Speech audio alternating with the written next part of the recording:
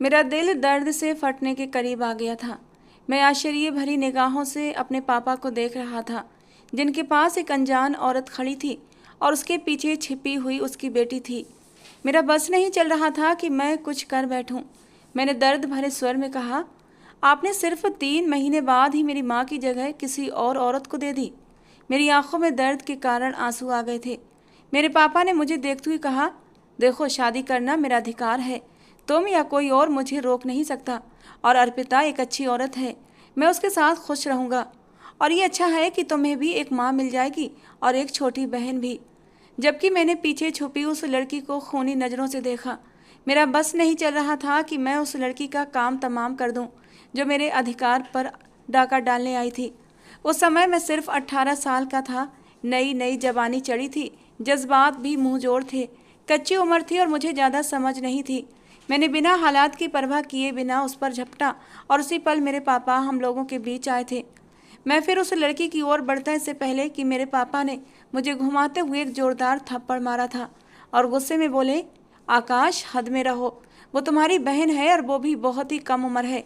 मैं तुम्हारे और उसके बीच मतभेद बर्दाश्त नहीं करूँगा। ये औरत अब मेरी पत्नी है और तुम्हें इसकी इज्जत करनी होगी। मैं उन माँ बेटी को खूंखार नज़रों से घूर रहा था। मेरा बस चलता तो इन दोनों को हाथ पकड़कर घर से बाहर निकाल देता। ये घर मेरी माँ ने अपने हाथों से बनाया था, सजाया था, संवारा था। मुझे इस घर से अपने माँ के होने की खुशबू महसूस होती थी। ऐसा लगता कि किसी कोने से मेरी माँ निकल कर आएगी, मेरे सर को सहलाते हुए मुझे अपनी गोद में लिटाएगी और मुझे मेरे खाने के बारे में पूछेगी। मैं अपनी माँ से जिद करते हुए अपनी पसंद के खाने बनवाऊंगा। लेकिन मेरी माँ को मरे 3 महीने हुए थे कि मेरा बाप दूसरी शादी करके इस अनजान औरत को घर ले आया था। मेरे पापा ने मुझे धमकी दी थी कि मैं उस औरत की इज्जत करूं। हालांकि मेरा ऐसा कोई इरादा नहीं था।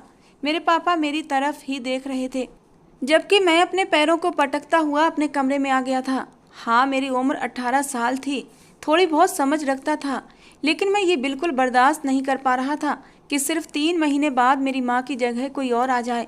मैंने आज तक कभी अपने पापा को मुझसे गैर जिम्मेदार नहीं पाया था। वो मुझसे बहुत प्यार करते थे और अब इस छोटी लड़की को देखकर मुझे यह एहसास होने लगा था कि मेरा बाप अब बढ़ चुका है। मैंने आंसुओं भरी निगाहों से अपनी माँ की तस्वीर को देखा और फिर मैं रो पड़ा। बेशक एक औलाद के लिए ये पल बहुत दर्दनाक होते हैं जब उसकी माँ की जगह किसी और औरत को दे दी जाए। रोते रोते मैंने अपना सिर घुटनों में छिपा दिया था। मैं इस समय एक छोटा मासूम बच्चा लग रहा था जो अपनी माँ को खो चुका था, लेकिन अब अपने बाप को खोने के डर से रो रहा था। समय का पहिया घूमता जा रहा था और मैं दिल ही दिल में तय कर चुका था कि मैं मर जाऊंगा, लेकिन इस औरत को माँ का दर्जा नहीं दूंगा और इस लड़की को तो मैं कोई अहमियत ही नहीं दूंगा। बहन स्वीकार करना तो बहुत दूर की बात थी, लेकिन मैं नहीं जानता था कि कुदरत क्या फैसला करने वाली थी। अगली सुबह जब मैं कमरे से बाहर आया तो वो औरत मेरे पापा को हंस हंस कर खाना खिला रही थी। अगर मेरा बस चलता तो मैं उसी पल पूरी टेबल उलट देता, लेकिन मुझे पता था मेरा बाप बहुत ही गुस्से का इंसान है। अगर मैं जरा भी बदतमीजी करता तो वो बिना सोचे समझे मुझ पर हाथ उठा देते। मैं चुपचाप टेबल पर बैठ गया था। मेरे पापा ने मुझे देखते हुए गुस्से से कहा, न गुड मॉर्निंग, न बड़ों का आशीर्वाद। क्या मैंने तुम्हें यही सिखाया है? कम से कम आकर सुबह सुबह बड़ों का आशीर्वाद तो ले लो। जबकि मैं चुपचाप पत्थर की तरह बैठा हुआ था। मैंने आज एक बहुत ही महत्वपूर्ण फैसला लिया था। इस घर में रहना चाहता था या फिर ये औरत रहती। मैंने अपने पापा की ओर देखा और साफ शब्दों में कहा, मुझे नहीं पता कि आपकी ज़िंदगी में मेरी क्या हैसियत है, लेकिन आपने जो मेरे साथ किया है मैं ज़िंदगी भर नहीं भूलूंगा। आपने मेरे बारे में नहीं सोचा, बस अपनी ज़िंदगी को संवारना चाहा। तो फिर मैंने भी फैसला लिया है कि इस घर में या तो मैं रहूँगा या फिर ये औरत। मेरे पापा हैरानी से मुझे देख रहे थे। उन्हें उम्मीद नहीं थी कि इतनी कम उम्र में मैं इतना बड़ा फैसला कर सकता हूँ। मेरे फैसले पर पापा का गुस्सा 7वें आसमान पर पहुँचा था। पापा का बस नहीं चल रहा था कि अभी के अभी मुझे पीट कर रख दें। उन्हें ये बात सुनकर गुस्से से चेहरा लाल हुआ था और उन्होंने गुस्से से टेबल पर हाथ मारा। कहने लगे, क्यों इतनी बदतमीजी कर रहे हो आकाश? जब तुम्हारी शादी होगी तो तुम्हें ये सब बातें समझ आएंगी कि एक मर्द के लिए औरत कितनी ज़रूरी होती है। अगर मेरी ज़िंदगी में कोई औरत नहीं होगी तो मेरा ख्याल कौन रखेगा? एक समय बाद तुम्हारी शादी हो जाएगी, तुम्हारे अपने बच्चे होंगे, तुम अपनी ज़िंदगी में खो जाओगे, तो फिर मेरा क्या होगा? जबकि मैं अपने पापा को देख रहा था। जिन्हें सिर्फ और सिर्फ अपनी चिंता थी। उन्होंने तो मेरी माँ का शोक तक नहीं मनाया था, सिर्फ 3 महीने, और अपनी ज़िंदगी नई बसा ली थी। मैं अपनी जगह से खड़ा हुआ और उनकी तरफ देखते हुए बोला, पापा बस बहुत हो गया, मैं इस तकलीफ़ को अब और सह नहीं सकता। मैं अपनी माँ को खो चुका हूँ, लेकिन अब मैं आपको बांट नहीं सकता। मैंने बचपन से लेकर अब तक सिर्फ अपने लिए प्यार देखा है। मैं अपनी आंखों के सामने किसी और को आपका होते नहीं देख सकता।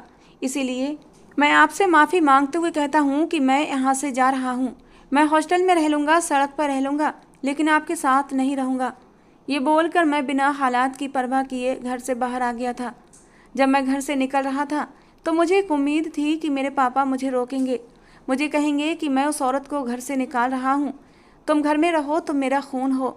लेकिन ऐसा कुछ नहीं हुआ। खैर, मैं घर से बाहर आ गया और अकेला ही सड़क पर घूमता रहा। मेरी जेब में बस पॉकेट मनी थी जो मेरे पापा हर महीने मुझे दिया करते थे। आधी तो मैंने खर्च कर दी थी, आधी ही बाकी थी। मुझे पैसों की सख्त ज़रूरत थी, लेकिन पैसे नहीं थे। यही सोचते सोचते मैं अपने घर से काफ़ी दूर निकल आया था। मैं सड़क के साइड में बैठ गया और आती जाती गाड़ियों को देखने लगा। आज भी मुझे वो पल याद हैं जब मैं अपनी मम्मी से नाराज़ होकर एक बार अपनी मासी के घर चला गया था और वो रोते हुए वहीं आ गई थी।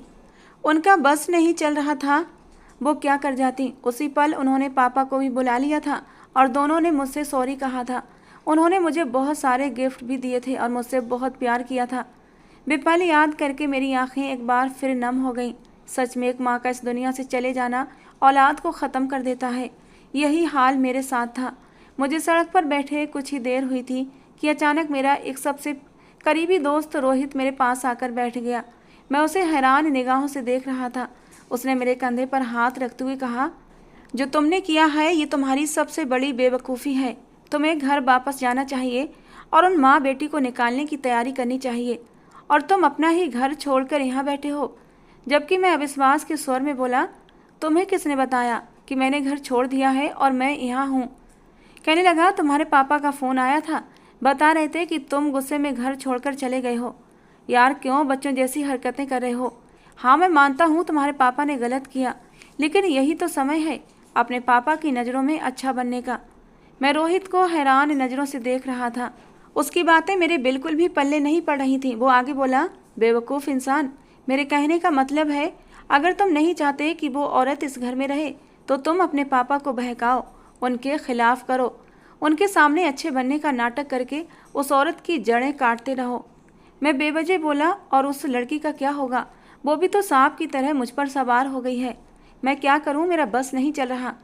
मैं हमेशा से ही ऐसा था, मुझे जो चाहिए होता था मैं वो करके ही दम लेता था।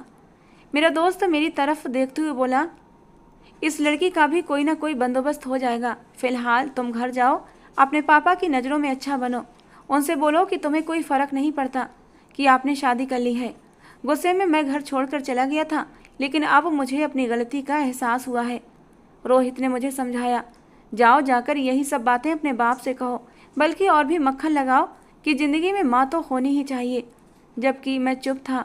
उसकी बातें कुछ हद तक सही थीं। उसने मुझसे कहा, तुम्हारे पापा मरते मर जाएंगे लेकिन उस औरत को नहीं छोड़ेंगे। यार बुरा मत मानना, लेकिन आंटी तुम्हारी माँ से बहुत ज़्यादा खूबसूरत हैं और तुम्हारे पापा उन पर फिदा हैं। उन्होंने कहा है कि मैं अपनी पत्नी को नहीं छोड़ूंगा, मैं उसके सारे अधिकार पूरे करूंगा। ये सुनकर मैं रोहित के गले लगकर जोर से रो पड़ा।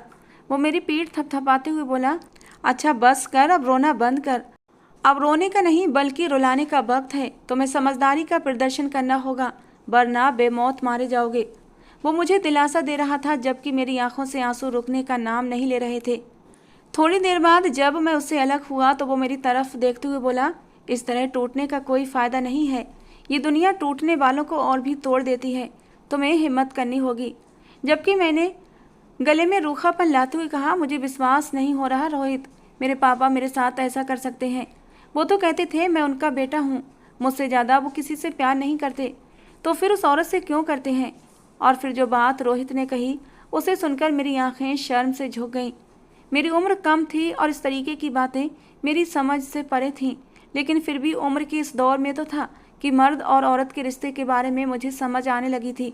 वो बिल्कुल सही बोल रहा था। एक मर्द को जब अपनी ज़रूरत महसूस होती है तो फिर वो सब कुछ भूल जाता है। पापा का भी यही हाल था। माँ के जाने के बाद उन्हें एक औरत की ज़रूरत महसूस हो गई थी और वे सभी चीज़ों को नज़रअंदाज करते हुए अपना हक ले रहे थे। खैर, रोहित के समझाने और मेरे बहुत सोचने पर मैंने फैसला किया कि मैं घर वापस जाऊंगा। हाँ, रोहित की बातें सही थीं। मुझे घर नहीं छोड़ना चाहिए था। वहाँ मेरा हक था और वो औरत पराई थी जिसको मुझे घर से निकालना था। यही सोचकर मैं अपने घर वापस गया था। मेरे पापा सोफे पर बैठे थे, हाथ में मोबाइल था और लगातार अपना माथा मसल रहे थे। यकीनन मेरा जाना उन्हें भी परेशान कर चुका था। मैंने गहरी सांस ली और खुद को मजबूत किया। जो भी था, अब मुझे यहीं रहना था और इन सबके बीच ही रहना था। इसलिए मुझे सभी चीज़ों पर काबू पाना था। मैंने हिम्मत करके लिविंग रूम में कदम रखा तो वो औरत खुशी से बोली, साहिल देखो, आकाश आ गया है। मेरे पापा ने सिर उठाया और मुझे देखते ही ऐसा लगा जैसे उन्होंने सुकून की सांस ली हो, जबकि मैं चुपचाप अपने कमरे में चला गया। मुझमें हिम्मत नहीं थी कि मैं अपने पापा का सामना कर पाता। दिल में अजीब सी शर्मिंदगी हो रही थी। एक पल के लिए महसूस हुआ जैसे रोहित का फैसला गलत है, वो मुझे गलत बातें सिखा रहा है। लेकिन खैर, मैं किसी गैर के घर में नहीं आया था, ये मेरा अपना घर था। मैंने जैसे ही कमरे का दरवाज़ा खोलने की कोशिश की तो मैं ठिठक गया। कमरे का दरवाज़ा अंदर से बंद था। ये क्या माजरा था, मेरी समझ से बाहर था। मैंने दरवाज़ा खटखटाया तो कमरे में जैसे कुछ रुक सा गया। मैंने नीचे आवाज़ दी, रानो, मेरा कमरा क्यों बंद है? रानो हमारे घर की पुरानी नौकरानी थी जो मेरे और पापा के लिए खाना बनाती थी। दरवाज़ा खटखटाने की देर थी कि कुछ पल बाद ही दरवाज़ा खुला और सामने खड़ी उस लड़की को देख मुझे अपना दिमाग फटता हुआ महसूस हुआ। मैंने कमरे का दरवाज़ा पूरी तरह खोल दिया और अंदर का दृश्य देखा तो मेरा बस नहीं चल रहा था। क्या वो लड़की मेरे कमरे में शिफ्ट हो गई थी? मैं एक बार गुस्से से फिर चिल्लाया। मेरे पापा और वो औरत ऊपर ही आ रहे थे। मैंने गुस्से से मुट्ठियाँ भींच लीं। मेरे पापा मुझे देखते हुए बोले, आकाश, ये कमरा मैंने तन्वी को दे दिया है, तुम नीचे रह लो। वो लड़की है, नीचे सर्वेंट्स भी होते हैं, उसका नीचे रहना ठीक नहीं है। मैंने अपने आप को बहुत मुश्किल से काबू किया। मैं पापा की ओर देखते हुए बहुत ही धैर्य से बोला, आपको मालूम है मुझे मेरे कमरे के अलावा कहीं नींद नहीं आती, तो आपने ये कदम क्यों उठाया? मुझसे जितना हो सका अपने आप को मैंने नॉर्मल ही रखा था। वो मुझे देखते हुए आराम से बोले, देखो, वो लड़की अभी छोटी है, अभी सिर्फ 12 साल की है और बड़ी हो रही है। तुम्हें समझना चाहिए, अब वो तुम्हारी बहन है। जबकि मैंने चिल्लाकर कहा, मेरी कोई बहन नहीं है, मुझे बेतुके रिश्ते मत जोड़ो, मैं अकेला हूँ और हमेशा अकेला ही रहूँगा। उस लड़की को बोलो अपना सामान उठाए और मेरे कमरे से चली जाए, वरना अगर मैं अपनी पर आ गया तो पापा, मैं बता रहा हूँ, मैं पूरे घर को तहस नहस कर दूँगा।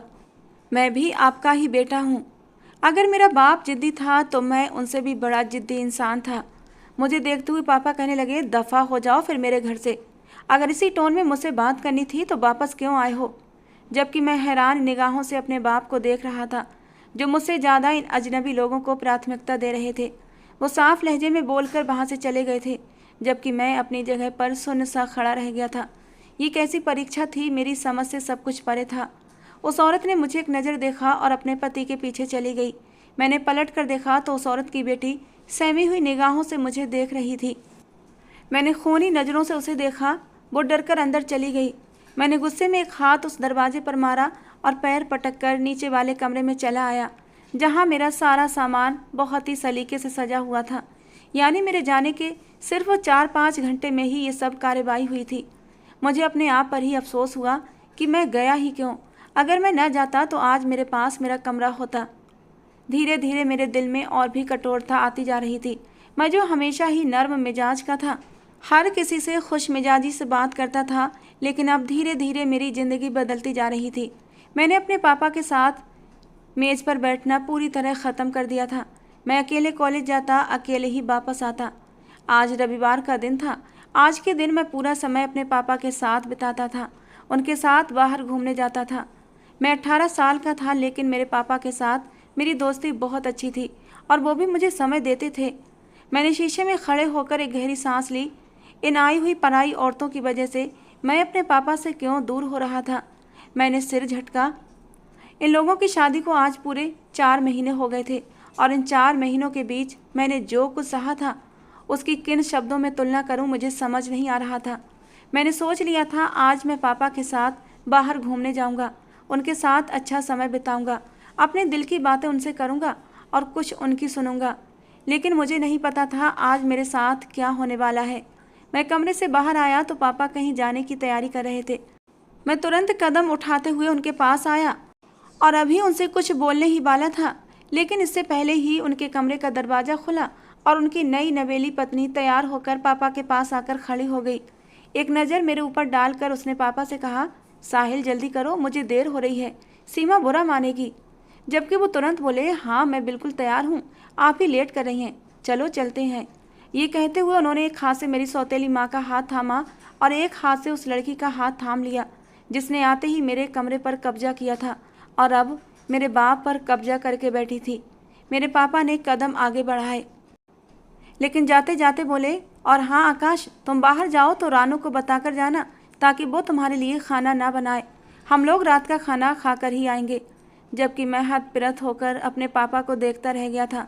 मैं तो उनके साथ बाहर जाना चाहता था और वो मुझे छोड़कर ही जा रहे थे।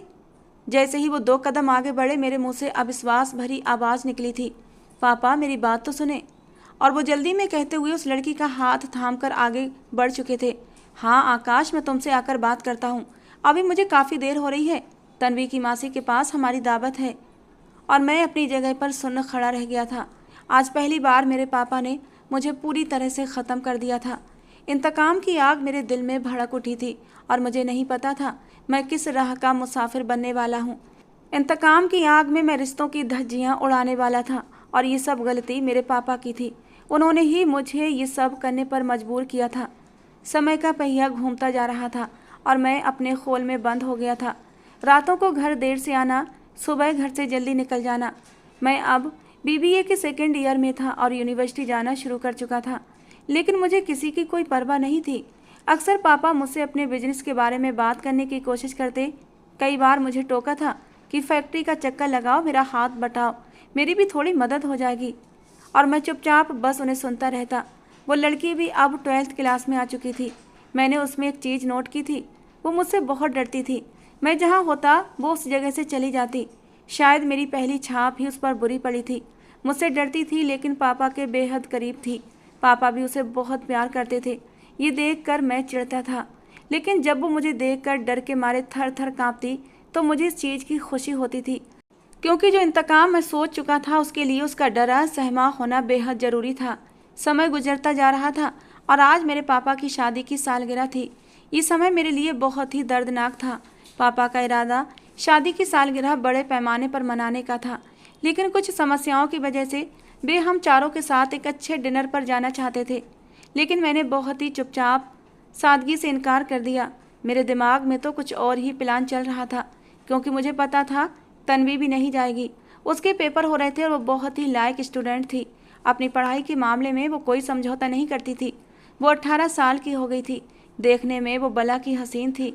जो भी था वो बिल्कुल अपनी माँ पर गई थी। बेहद गोरा रंग और बाल कंधे से भी नीचे आते थे। मैं उस लड़की को चुपके चुपके देखा करता था। भले मेरे बाप ने उसके साथ ज़बरदस्ती बहन भाई का रिश्ता जोड़ दिया था, लेकिन मैं इस रिश्ते को कभी दिल से स्वीकार नहीं कर पाया था। वो आज भी मेरे लिए एक अनजान और गैर लड़की थी, जिसके साथ मेरा खून का कोई रिश्ता नहीं था। कई बार मैंने उसके बाल देखे थे, ऐसे रेशमी काले मुलायम बाल कि अंदर ही अंदर मेरा दिल उन बालों के साथ खेलने को मचलता था। लेकिन मैंने अपने आप पर संयम रखा था, क्योंकि मुझे सिर्फ एक अच्छे मौके की तलाश थी।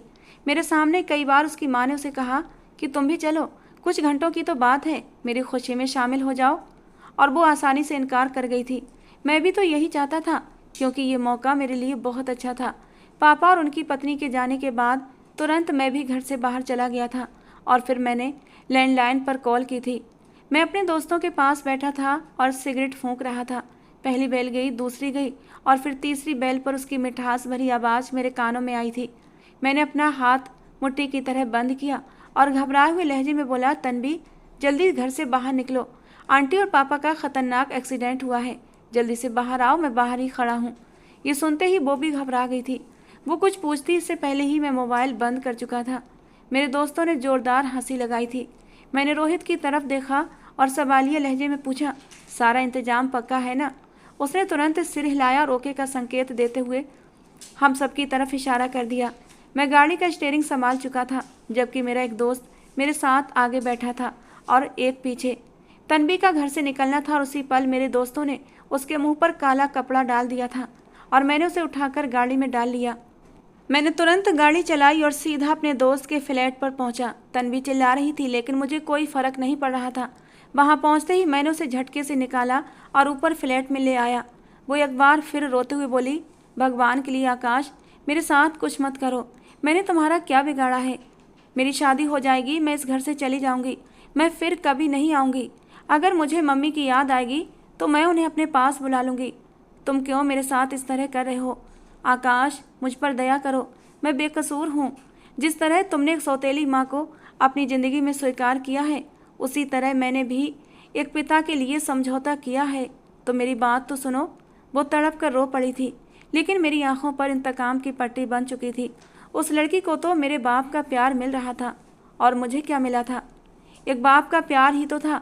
उस लड़की ने आकर वो भी मुझसे छीन लिया था। माँ तो मेरी पहले ही चली गई थी। उसके पास तो सारे जहान की खुशियाँ थीं। लेकिन लोग ऐसे ही होते हैं, सब कुछ होते हुए भी उनका रोना ख़त्म नहीं होता। फ्लैट में लाते ही जैसे ही मैंने अंदर का गेट खोला, सामने का नज़ारा देखकर उसकी आंखें फटी की फटी रह गई थीं, क्योंकि सामने शादी की पूरी तैयारियां की गई थीं। बस पंडित जी के आने की देर थी। वो वहीं गेट पर रुक गई थी। मैंने उसे अंदर धकेला और तुरंत बोला, आवाज़ बंद करो, अभी थोड़ी देर में पंडित जी आएंगे, उसके बाद हमारी शादी होगी। और अगर तुमने बकवास करने की कोशिश की या फिर इनकार किया तो याद रखना, मैं बिना रिश्ते के ही तुमसे संबंध बना सकता हूँ। उसकी सिट्टी पिट्टी गुम हो गई थी और वो तड़प कर बोली, तुम मेरे भाई लगते हो, मेरी और तुम्हारी शादी। जबकि मैं ये बोलकर बाहर चला गया कि मैं ना तुम्हें अपनी बहन मानता हूँ और ना मैं तुम्हारा भाई हूँ, इसलिए हम दोनों की शादी हो सकती है। कुछ पल का खेल था। तन्वी बहुत रोई, चिल्लाई, मेरे आगे मिन्नतें की, लेकिन उस समय मैं बदले की आग में जल रहा था। मैंने ज़बरदस्ती ही सही लेकिन तन्वी से शादी कर ली थी। पापा और उसकी मम्मी अपनी रात रंगीन करके घर पहुंच गए थे, लेकिन ना तन्वी घर पर थी और ना मैं। वो रात मेरे लिए नहीं बल्कि तन्वी के लिए बहुत ही दर्दनाक थी। मैंने एक रात में ही अपनी सारी परेशानियों का हल निकाल लिया था। उस लड़की को मैंने पल पल तड़पाया था। मुझे पता था मेरा बाप पागलों की तरह हम लोगों को ढूंढ रहा होगा, और यही तो मैं चाहता था। समय का पहिया घूमता जा रहा था और रात धीरे धीरे पिघलती जा रही थी। अगली सुबह मेरा बाप मेरे दोस्त के फ्लैट पर पहुंच गया था, जब मैं तन्वी को अपनी बाहों में लिए सो रहा था। हाँ, मुझे अब सुकून था। मेरे चेहरे पर कोई शर्मिंदगी के निशान नहीं थे। उसकी माँ रोते हुए फ्लैट में दाखिल हुई थी और मुझे बिना शर्ट के और तन्वी को बिस्तर पर सोया देख उसकी माँ समझ गई थी कि यहाँ क्या हो चुका है। मैं उसकी माँ को देखते हुए बोला, आओ सासू माँ। फिर मैं तन्वी को आवाज़ लगाते हुए बोला, तन्वी उठो, देखो तो कौन आया है। जबकि उसकी माँ बेवजह मेरी तरफ बढ़ी और बिना सोचे समझे मेरे मुंह पर थप्पड़ मार दिया। मुझे ऐसा लगा जैसे मुझे किसी ने आग की भट्टी पर फेंक दिया हो। उस समय मैंने कोई प्रतिक्रिया नहीं दी थी, क्योंकि पीछे मेरा बाप खड़ा था। वो मुझे देखते हुए बोली, इस ज़बरदस्ती पर मैं तुम्हें पुलिस के हवाले भी कर सकती हूँ। जबकि मैं तो ऐसा हो गया था जैसे मुझे कुछ पता ही ना हो। मैं उनकी ओर देखते हुए बोला, इसमें मेरा कोई कसूर नहीं है, आपकी बेटी भी इसमें बराबर की भागीदार है। विश्वास नहीं तो देखिए, कमरे में आकर बिस्तर की सिलवटें आपको सब बता देंगी कि उसकी कितनी दिली तैयारी थी। अंदर मौजूद वो लड़की तड़प तड़प कर रो रही थी। मुझे पता था शायद उसमें हिम्मत नहीं थी कि वो कमरे से बाहर आ पाती। मेरे पापा मुझे देखते हुए बोले, आकाश, तुम्हारे इस बदले की आग ने मुझे कहीं का नहीं छोड़ा। तुमने मेरी इज्जत 2 कौड़ी की कर दी। आज के बाद मेरे घर में कदम भी मत रखना। और मैं कंधे उचकाकर रह गया था। मुझे इन बातों से कोई फर्क नहीं पड़ता था। मुझे अपने आप पर विश्वास था कि मैं अपने बलबूते पर सब कर सकता हूँ। मेरे पापा चिल्लाए और तन्वी को बाहर आने के लिए कहने लगे, लेकिन मुझे पता था जो मैं उसके साथ कर चुका हूँ, उसके बाद उसमें इतनी हिम्मत नहीं थी कि वो मेरे पापा या अपनी माँ का सामना कर पाती। उसकी माँ मुझे कोस कर चली गई थी। वो तो चाहती थी कि तन्वी उनके साथ जाए, लेकिन जब उन्हें इस बात का एहसास हुआ कि हमारे बीच सब कुछ हो चुका है, तो फिर उन्होंने हमें हमारे हाल पर छोड़ दिया था। अब मैं एक किराए का फ्लैट लेकर रहने लगा था। अपने दोस्त की मदद से मैंने एक नौकरी भी ढूंढ ली थी। समय का पहिया घूमता जा रहा था। मैंने तन्वी का जीना हराम कर दिया था। हर पल उसे दर्द देना मुझे बहुत पसंद था, लेकिन तन्वी मुझे कुछ नहीं कहती थी। चुपचाप मेरे जुल्मों सितम को सहती रहती। कभी अपने मुँह से कोई फरमाइश नहीं की थी। हालांकि मुझसे डरी सहमी मुझसे दूर दूर रहती थी। रात को जब मैं उसे अपने करीब करता तो मेरे करीब तो आ जाती, मुझे मना नहीं करती थी, लेकिन जब मैं उसके साथ रिश्ता बनाता तो उसकी आंखों से आंसू बहते थे। शुरू शुरू में उसके ये आंसू मुझे खुशी देते थे, लेकिन धीरे धीरे उसके ये आंसू मुझे चुभने लगे थे और फिर मैंने तन्वी के करीब जाना छोड़ दिया था। करीब 2 महीने हो चुके थे और मैंने तन्वी से कोई रिश्ता नहीं बनाया था, लेकिन अब भी उसको तंग करता था। छोटी छोटी गलतियों पर उसे डांटना मेरे दिल को सुकून देता था। लेकिन कहते हैं ना, एक समय आता है जब आपको किसी का धैर्य ऐसे चुभता है कि आपके दिमाग की नसें पूरी तरह खुल जाती हैं। मैं एक पार्टी से वापस आ रहा था जब रास्ते में अचानक मेरी गाड़ी का इतना बुरा एक्सीडेंट हुआ कि मुझे अपनी जान निकलती हुई महसूस हुई। मुझे लगा कि मैं बच नहीं पाऊंगा, मेरा आखिरी वक्त आ चुका था। लेकिन शायद मेरी ज़िंदगी थी और यही ज़िंदगी मुझे सबक देने वाली थी, और मेरे साथ यही हुआ। कई महीनों मैं अपने पैरों पर खड़ा नहीं हो पाया था। पापा ने तुरंत हमें घर आने की इजाज़त दे दी। शायद उसकी माँ भी समझौता कर चुकी थी। इन दोनों माँ बेटी के बीच बातचीत बंद थी और मैं इस बात को जानता था। इस एक्सीडेंट ने मुझे एक बात समझ आई थी, हर इंसान की अपनी एक अहमियत होती है। उस लड़की ने मेरा बहुत ख्याल रखा। धीरे धीरे मेरी तबीयत बहाल होने लगी थी। वो बहाने बहाने से मेरे करीब आती थी, मेरा ख्याल रखती, कभी पट्टियाँ करती तो कभी मेरे पैर दबाती, अपने हाथों से खाना खिलाती, दवा नियमित रूप से देती। और मर्द को अगर कुछ पिघला सकता है तो एक औरत की सच्ची मोहब्बत ही होती है। मैंने इस दौरान एक बात महसूस की थी, जिस तरह हमें दुनिया दिखाई जाती है वो सब हकीकत नहीं होता, और जो मैंने किया था वो बहुत गलत किया था। मुझे धीरे धीरे इस चीज़ का एहसास हो गया था। मैंने थक हार कर अपने पापा के सामने अपना अपराध स्वीकार कर लिया था, लेकिन उन्होंने कुछ नहीं कहा था। शायद उन्हें इस बात का पहले से ज्ञान था। जब मेरी तबीयत थोड़ी ठीक हुई तो मैंने पापा के सामने बैठकर तन्वी से कहा कि तन्वी, अगर तुम मुझसे अलग होना चाहती हो तो मुझे मंजूर है।